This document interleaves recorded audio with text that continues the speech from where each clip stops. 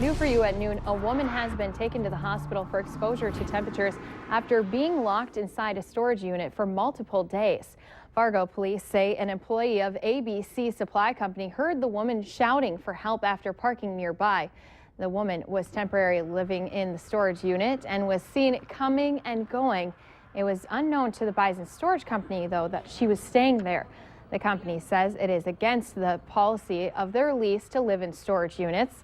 And Fargo police saying incidents like this do happen every once in a while. In their life, and we've had it before where people have been living in storage units.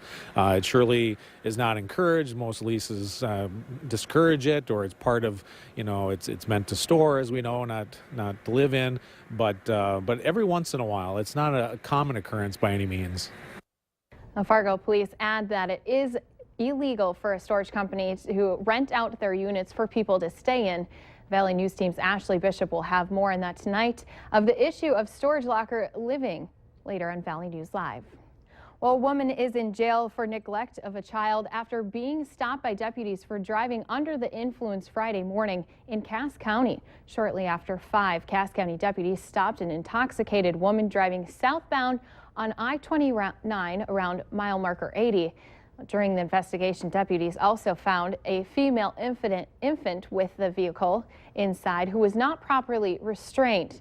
Melissa Jordahl of Thompson, North Dakota, was arrested on charges of driving while under the influence of alcohol while being accompanied by a minor, driving while her license was suspended, and abuse or neglect of a child. The infant was turned over to Cass County Social Services, and the case remains under investigation at this time.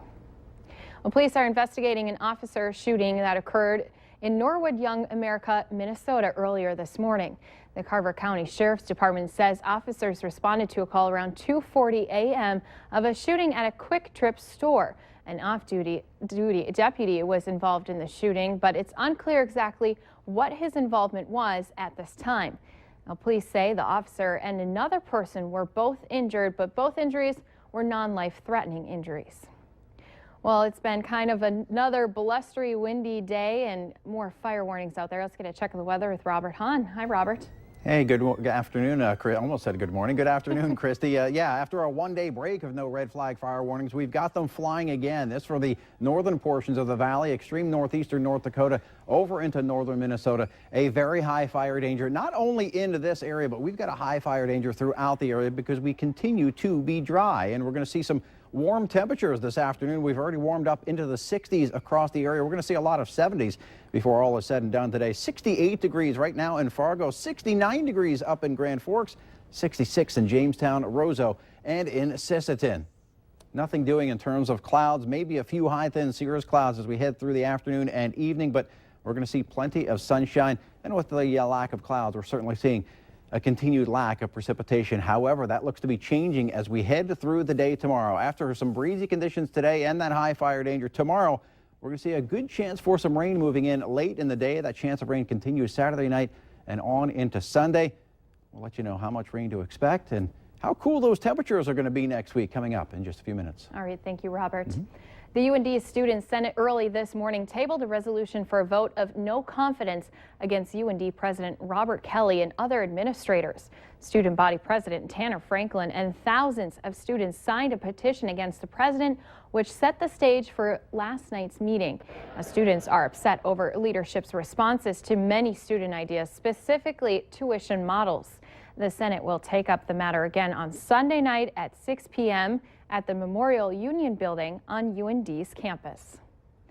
The man suspected of a deadly stabbing during a fight among fishermen on the Minnesota-Wisconsin border turned himself in yesterday afternoon.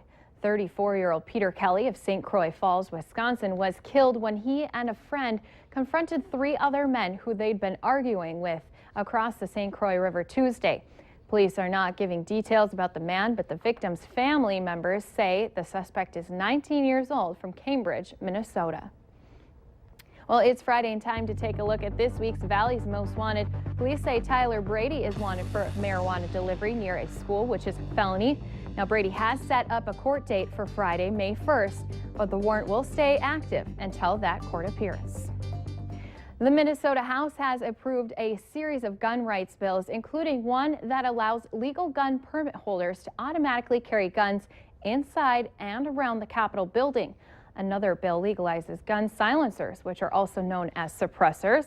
And the House also passed a bill banning government officials from confiscating personal weapons during a natural disaster.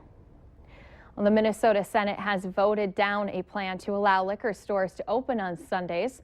The bill does allow bars to open up earlier, though, on Sundays. Currently, they can't start serving until 10 a.m., and the bill moves it to 8 a.m. A downtown Fargo business is hosting a pop-up shop tomorrow featuring a dozen stores that you can't usually shop at in town, and it's just for one day. Northern Folk is going on Saturday from 2 to 8 p.m. That's going to be at 216 Broadway. It's upstairs from EC Gallery.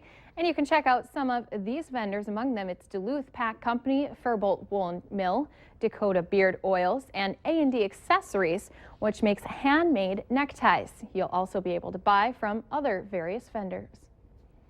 Want to stay updated on breaking news and weather alerts wherever you go? Well, you can sign up now for our Valley News Live text alerts. Just head to our website, valleynewslive.com, and click on the text alert buttons for all the details.